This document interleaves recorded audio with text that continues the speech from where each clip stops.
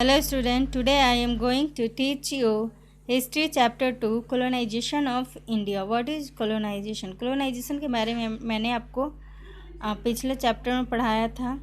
colonization क्या होता है? colonization का हिंदी होता है उपनिवेशीकरण।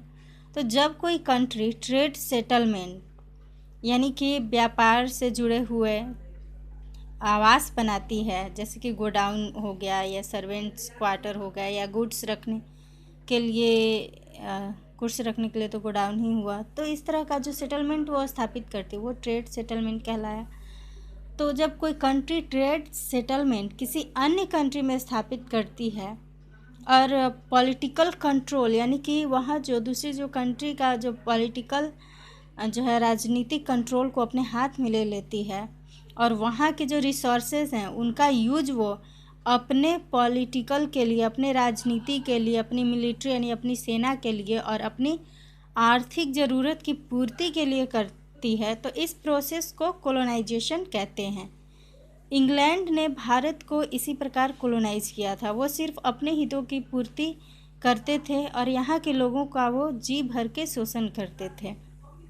इंग्लैंड ने इंडिया को कोलोनाइज किया था और जो भी वो व्यापार उनका सिर्फ एक ही मकसद था कि वो जितना से जितना लाभ कमा सके, चाहे यहाँ के लोग किसी भी हाल में जिए मरें, चाहे वो अकाल पड़े, भूखमरी हो, कुछ भी हो जाए, कोई भी क्राइसिस आ जाए, लेकिन इससे उनका कोई मतलब नहीं था। बस वो सिर्फ अपने हितों की पूर्ति करते थे, अपने लाभ के लिए जीते थे। तो इंडिया जो है कैसे कोलोनाइज हुआ, तो इस चैप्टर में हम इसी के बारे में पढ़ेंगे। तो सबसे पहले वास्को डी गामा जो कि पुर्तगाली व्यक्ति था, तो वो कालीकट आता है यानी कि कलकत्ता आता है, कोलकाता जिसको कोलकाता भी बोला जाता है, तो वहाँ पे लैंड करता है। वो जहाज़ से होते हुए आता है, वो नए रास्ते की खोज करता है। ऐसे कहा जाता है, पूछा जाता है क्वेश्चन में, जीके क्वेश्चन में कि भारत की खोज किसने की, तो लोग कहते हैं वास्को डी गामा। दरअसल वास्को डी गामा ने भारत की खोज नहीं की थी, भारत तो पहले से ही था और खो थोड़े गया था कि उसको कोई खोजा जाए। दरअसल भारत आने के लिए नए रास्ते की खोज की थी, क्योंकि यूरोप से जो भारत आने का जो रास्ता था तो वो तुर्क लोगों ने उसको ब्लॉक कर दिया था।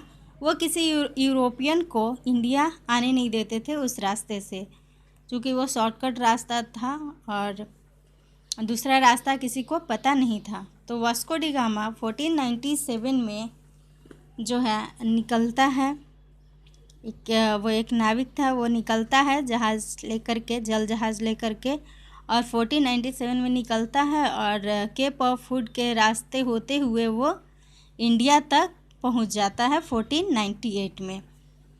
तो यहाँ से स्टार्ट होता है इंडिया में यूरोपियन लोगों का व्यापार।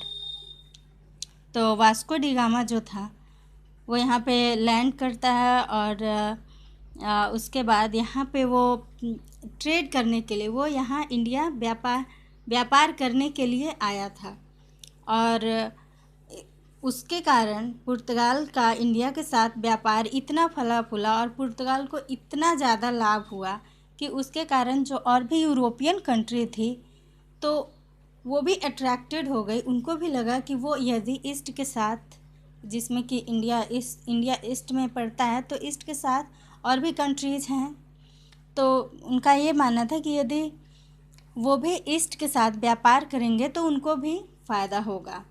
और 16वीं सेंचुरी के अंत में यूरोप को ईस्ट में व्यापार करने से बहुत ही ज़्यादा फ़ायदा हुआ, जिसमें कि इंग्लैंड भी कंट्री थे, डच थे, फ्रांस थे। तो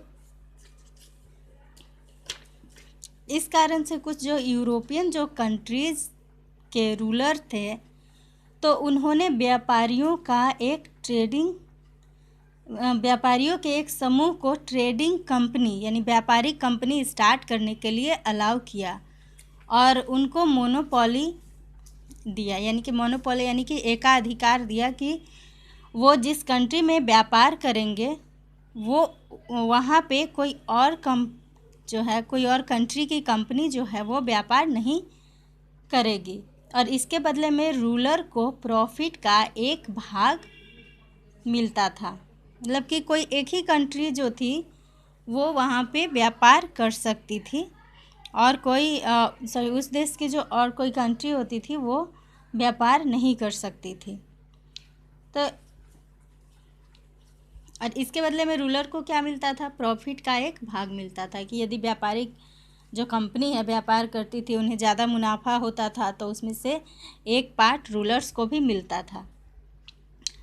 तो the English east India company जो थी, यानी इंग्लिश ईस्ट इंडिया जो कंपनी थी वो इस्टेब्लिश्ड की गई 31 दिसंबर 1600 को, जब क्वीन एलिजाबेथ फर्स्ट ने, जो कि क्वीन एलिजाबेथ फर्स्ट जो थी इंग्लैंड की महारानी थी, और उन्होंने रॉयल ऑर्डर यानी कि रॉयल चार्टर, जिसको कि रिटन राइट भी कह सकते हैं, एक अधिकारों का अधिकार लिखा हुआ स्टेटमेंट जो था वो ग्रांट किया, मतलब कि रॉयल चार्टर ग्रांट किया, और व्यापार करने के लिए मोनोपोली के साथ यानी कि एकाधिकार के साथ ईस्ट इंडिया कंपनी को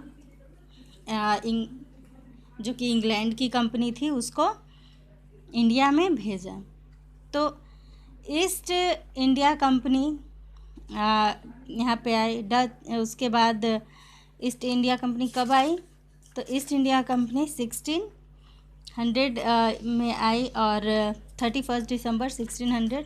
उसके बाद इसी तरह से 1602 में यानी कि 1602 ईस्वी में डच यहाँ आए इसी अधिकार के साथ। फ्रेंच ने 1664 में यहाँ पे अपना ट्रेड सेटलमेंट स्थापित किया। ये यहाँ पे क्या करते थे कि सस्ती कीमतों में वस्तुओं को खरीदते थे और बदले में गोल्ड और सिल्वर यूरोप से वो जो लाते थे वो दे देते थे। यहाँ से वो सस्ती चीज़ें खरीदते थे। तो 17th और 18th में 17th एंड 18th सेंचुरी में कुछ यूरोपियन रूलर ने पॉलिसी ऑफ मर्केंटिलिज्म को फॉलो किया। तो पॉलिसी ऑफ मर्केंटिलिज्म क्या था? तो इसका मकसद था व्यापारिक लाभ को बढ़ाना और कॉलोनीज भी स्थापित करना था, ताकि यहाँ पे वो क्या करते थे कि कॉलोनीज स्थापित करते थे ताकि उन्हें रॉ मटेरियल जो है वो सस्ते में मिले, और जब रॉ मटेरियल उनको सस्ते में मिल जाता था तो वो उनसे बनी हुई वस्तुओं को हाई प्राइस में बेचते थे और इससे बहुत ज़्यादा मुनाफा कमाते थे। इस वजह से जो यूरोपियन कंट्रीज़ जो थी यूरोपियन जो कंपनी जो थी इतनी सारी कंपनी जो आ गई थी इंडिया में, तो इनके बीच राइवलरी उत्पन्न हो गई, यानी कि इनके बीच जो है प्रतिद्वंदिता उत्पन्न हो गई, झगड़े होने लगे। सब चाहता था कि हम ज़्यादा व्यापार करें तो हम ज़्यादा व्यापार करें। इस तरह से सारी कंपनी जो थी वो चाहती थी, तो इसलिए इनके बीच युद्ध शुरू होने लगे। तो नेक्स्ट टॉपिक है English trade settlement in India. English trade settlement जो था इंडिया में कैसे हुआ? तो मुग़ल रूलर जहांगीर जो था तो उसने फरमान जारी किया और इंग्लिश ईस्ट इंडिया कंपनी को ट्रेड सेटलमेंट स्थापित करने का निर्देश दिया।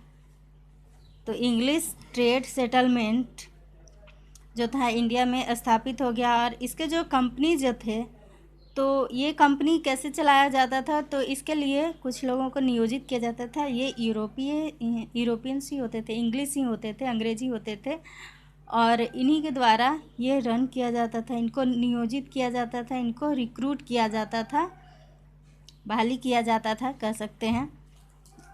जैसे आजकल भर्ती किया जाता है, बहाली किया जाता है किसी भी पोस्ट पे,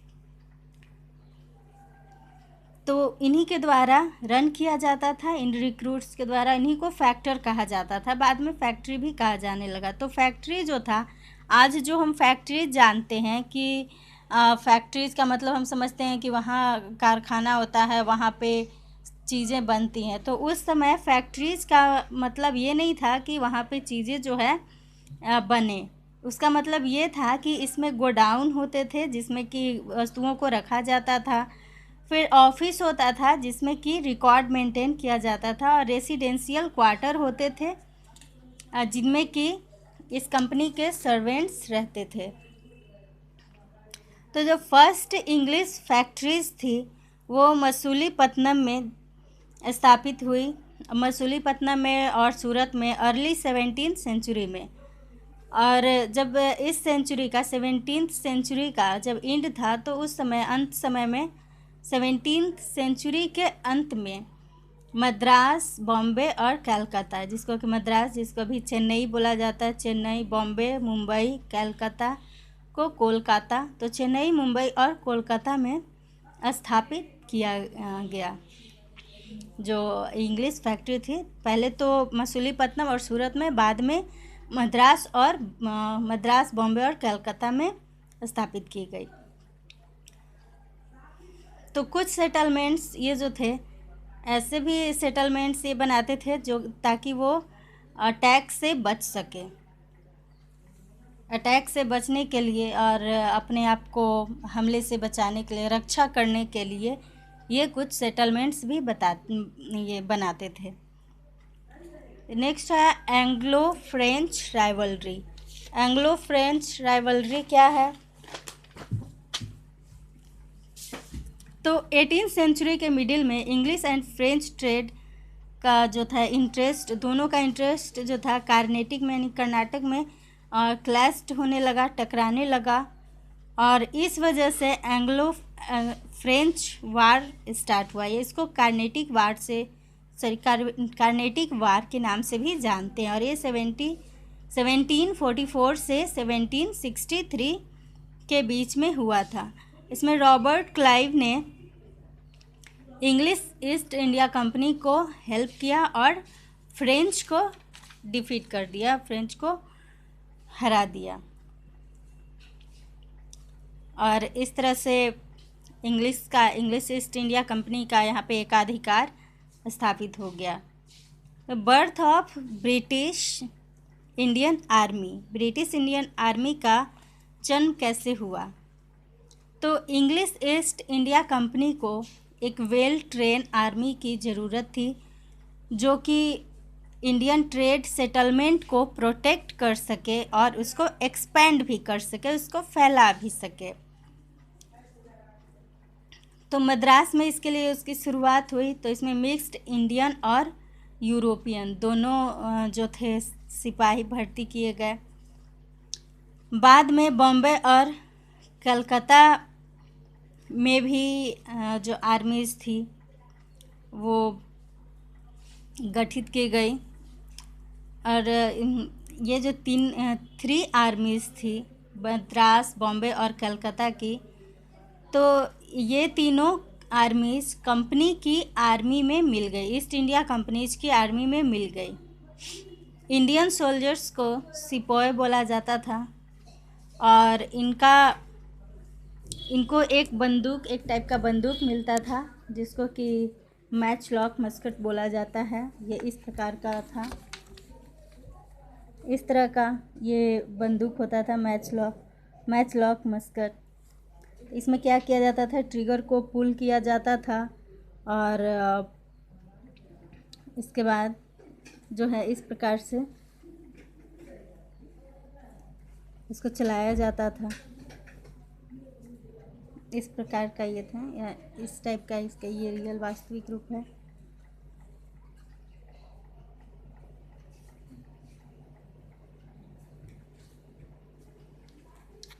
तो इस प्रकार का ये एक टाइप का बंदूक ही था। तो इस तरह का बंदूक उन लोगों को यूज करना होता था।